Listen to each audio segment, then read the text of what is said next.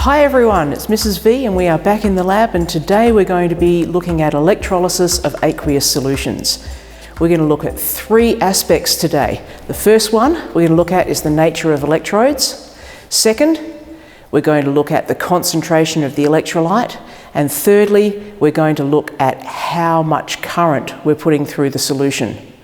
So let's get started. The first feature we're going to look at in electrolysis is the nature of the electrodes. The solution we're going to use is copper sulfate solution, and we are going to have firstly copper electrodes and secondly graphite electrodes. And we're going to look at the difference in the electrolysis between these two situations. So here I have the two copper electrodes in the copper sulfate solution, and they are connected to the terminals of the power pack. So the red is the positive and the black is the negative.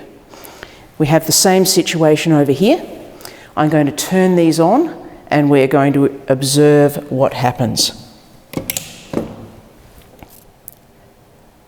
As you can see, we're not getting an immediate result, but we're going to let that sit for a while and come back to it after our cell analysis.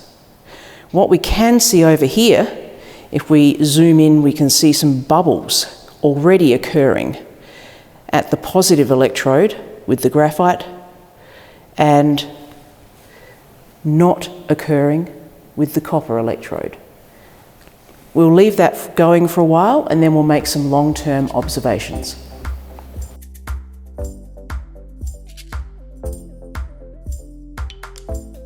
Let's do the cell analysis on what's happening. We're going to start with the copper electrodes. So we have our positive and our negative electrode. And we need to look at what is competing. And we have copper electrodes. In the solution, it's copper sulfate solution. In the solution, we have copper ions, we have sulfate ions, and we have water molecules. Let's work out where they go in this. Well, the copper ions are going to be attracted to the negative electrode because they're positive. The sulfate ions are going to be attracted to the positive electrode because they're negative. Water, of course, being a polar molecule with a positive and a negative end, will be attracted both ways. Now we can work out what is in the competition for the electrons. So here, because we have an active anode, so here is our anode, and of course at the anode we are looking at reductance because the anode is oxidation, so that is our reductance. Copper is one of the competitors. We also have sulfate ions, and we also have water molecules. It's now time to look at your electrochemical series and work out which of these is going to win the battle to be oxidized at the anode. So we will be looking for the strongest reductant. So looking at your electrochemical series, finding on the reductant side, remember that the power of the reductance increases as you go down the table, you will find that of these, the strongest reductant is copper. Did you notice you couldn't find the sulfate ion? That's because the sulfate ion, sulfur's already in its highest oxidation state and will never be oxidized. Any further than that, it can't be oxidized. Copper is a better reductant than water, and therefore copper is going to be oxidized, so our reaction will be copper going to copper ions and electrons. Let's look over at the cathode side now. So our cathode, and remember cathode is reduction, so we're looking at the oxidants that get reduced. What do we have competing? We don't need to worry about the copper cathode. The cathode never takes part in reduction. So copper is already as reduced as it can get, but we do have copper ions. Cu2+. And we also have water. Again, it's time to look on the electrochemical series and find out which of these is the strongest oxidant. So if you find on the electrochemical series, remember that we are now looking at the oxidant side, and the power of the oxidants increases as you go up. You'll find that copper ions are the stronger oxidant, which means that we're going to get copper ions being reduced to copper.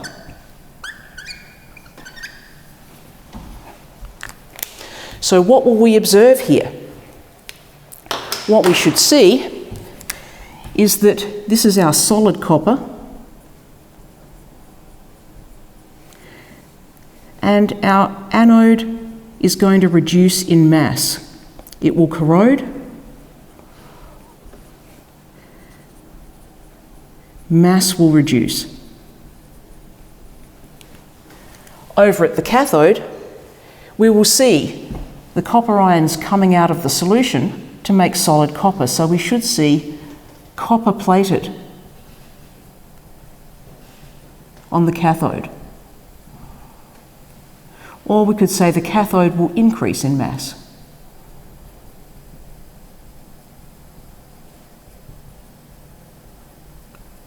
Let's cut back to our solution and see if we can make those observations. Let's have a look at what's happened in our solutions. So let's turn them off and let's test what we see has happened. So our copper electrodes, I'm looking at the anode here, I can see some evidence of corrosion. The anode, and I'm going to use some blue litmus paper and red litmus paper to test the solution next to the anode. As you can see, my blue litmus paper has gone red, and that indicates the presence of an acid. If I test this with red litmus paper,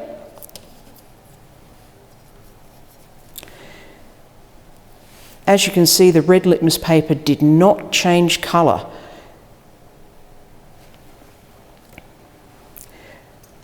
Let's look at the cathode.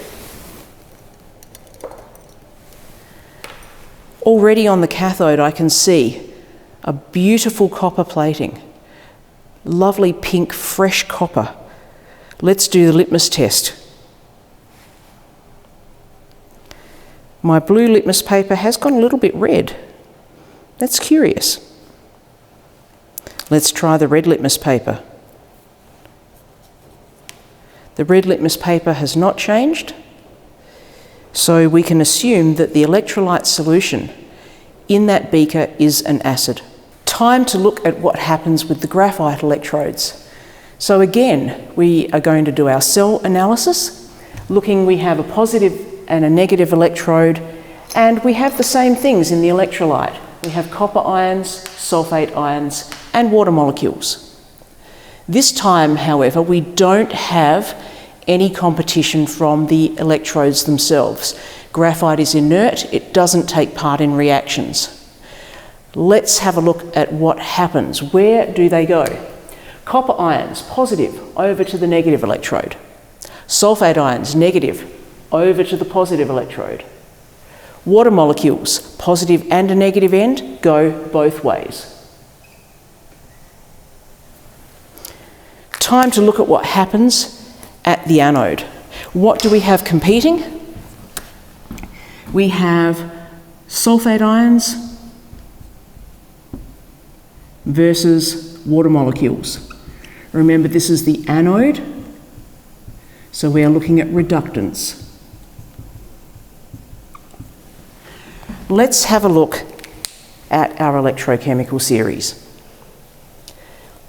We cannot find the sulfate ion anywhere on the reductant side, and that's because it will never be oxidised. Sulphur's already in the highest oxidation state of +6 there. It cannot be oxidised. So that leaves water as the winner. No competition at all.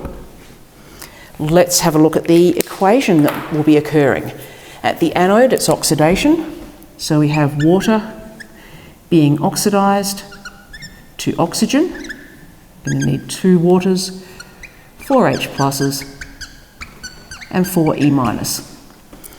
What will we observe from that? We should see some bubbles. Do you remember we saw the bubbles at the anode? Bubbles of oxygen gas. We have some H pluses forming. So we're going to increase the concentration of hydrogen ions. And that's going to decrease our pH. So we should see our solution becoming more acidic there. Over to see what's happening at the cathode. So the cathode is negative. And we are looking at the oxidants because we're looking at reduction, and oxidants get reduced. So on the oxidant side, let's see what's competing. Copper ions and water molecules. And we saw in our last example that copper ions are the stronger oxidants here, and so we will have copper ions producing copper. So again, we're going to see that copper plating on the cathode. Looking now at the graphite electrodes. So starting with our anode, oh, it's quite warm. We can see the anode is still black graphite. Let's do the litmus test. The litmus test with our blue litmus paper. Immediately we see that that litmus paper goes red, indicating the presence of an acid. Let's try the red litmus paper. The red litmus paper, it's got a little bit of graphite on it, but it's not changing colour. So it looks like our solution is acidic. Time to look at the cathode. Our cathode, oh, look at all that copper plated onto the cathode. Again, let's do the litmus test. Our blue litmus paper. Don't seem to be able to get my solution. Blue litmus paper, again, going red, indicating the presence of an acid. My red litmus paper,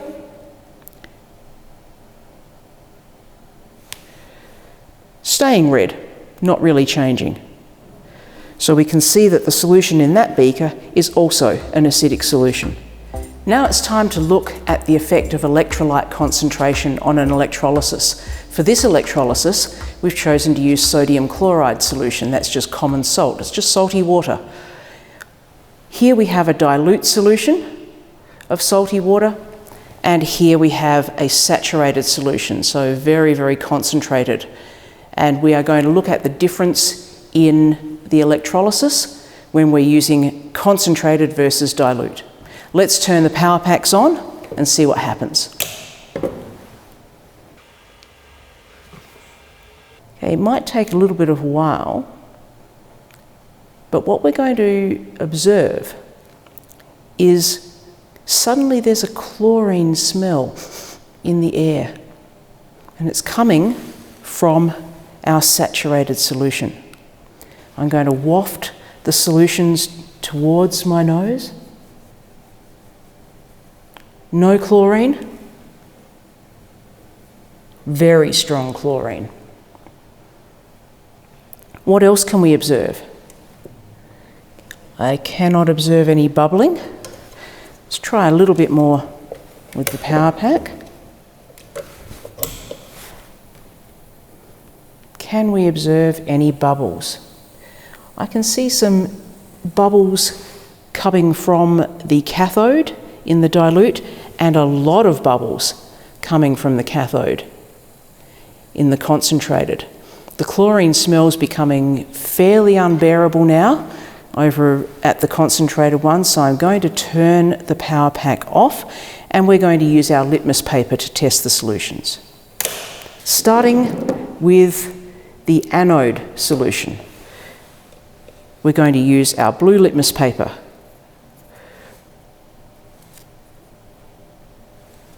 Our blue litmus paper has gone red, indicating the presence of an acid. Let's try our red litmus paper. Our red litmus paper has not changed. Oh, do you see? It's gone a little bit lighter, but generally it's stayed red. Let's have a look at the solution from the cathode. So firstly, with our blue litmus paper.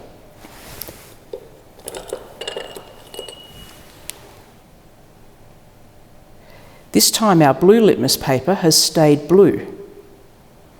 What about our red litmus paper? Let's check.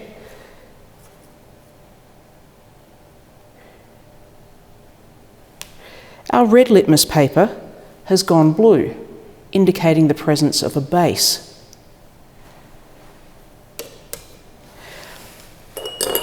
Over to the concentrated solution. Let's look at our anode. Blue litmus paper.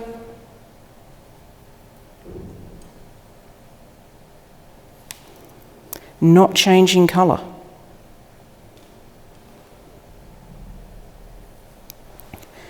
Let's look at our red litmus paper.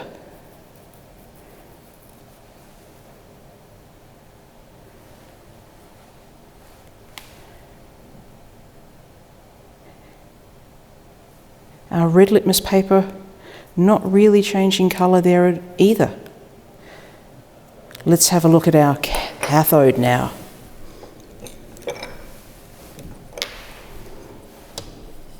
Blue litmus paper, not changing colour. Red litmus paper,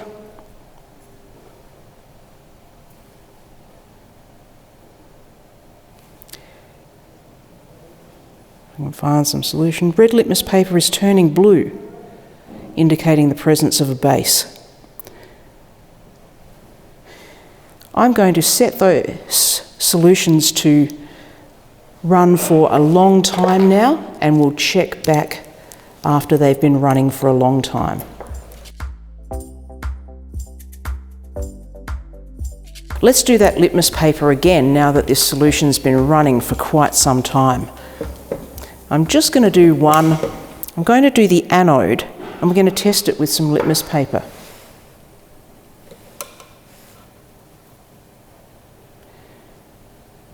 Do you see that the litmus paper has gone white?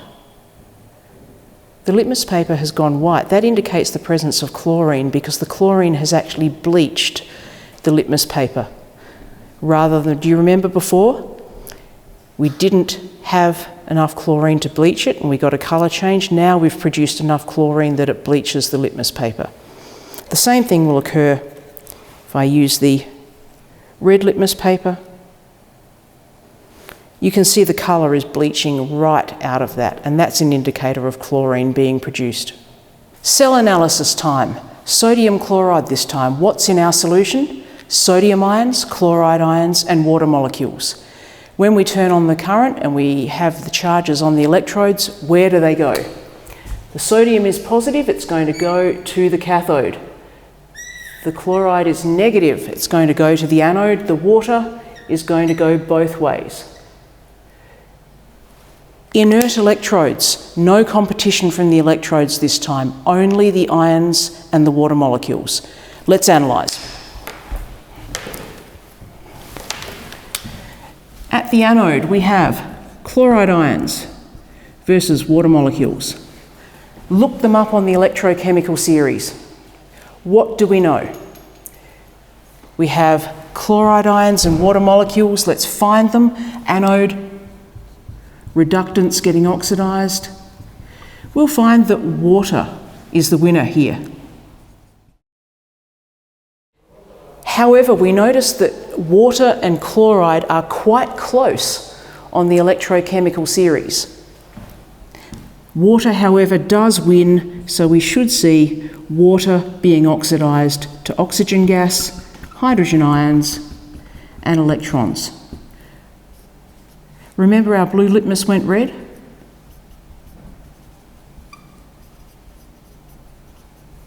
and we saw some bubbles. What about over at the cathode? Here we've got sodium ions and water molecules. Sodium ions and water molecules, we see on the electrochemical series, water is once again the winner.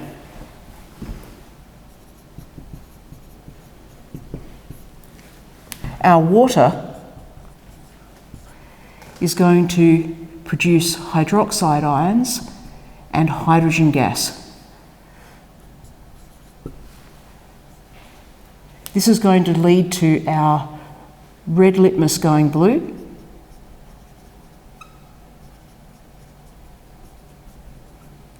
And this is going to be our bubbles. The question is, where did the chlorine smell come from? The chlorine smell has to come from the reaction of chloride ions producing chlorine. In this reaction, we would see the litmus paper bleaching, and we noticed that after we'd left it for a while. But it's not predicted by our electrochemical series. That's very unusual. The thing is that the chloride ion, and the water at the anode are so close together that we can increase the amount of the chloride reaction happening by simply increasing the concentration of the electrolyte. So we increase the concentration of chloride ions, that is going to increase the rate of reaction for the chloride to chlorine reaction, and that's where we got the chlorine smell from. The third feature we're going to look at about electrolysis is how much current we use. We saw before, when we did our copper sulfate solution with copper electrodes, that we didn't really see any bubbles at the electrodes because, of course, our reactions involved copper going to copper ions at the anode and copper ions going to copper at the cathode. We are going to have a look now at the effect of increasing the current on what happens. This is the current we used before. You can see we don't have much in the way of bubbles. We just have our copper going to copper ions and our copper ions going to copper. Let's start increasing the current by increasing the voltage. Time to do our litmus paper test. We're going to do the cathode and see what happens. I've got my red litmus paper. I'm going to take my cathode out and test it with my red litmus paper.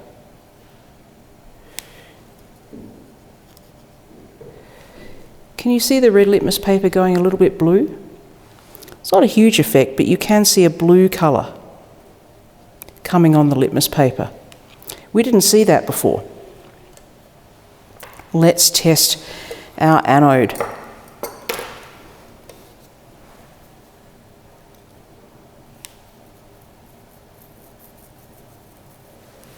Our litmus paper definitely going red there,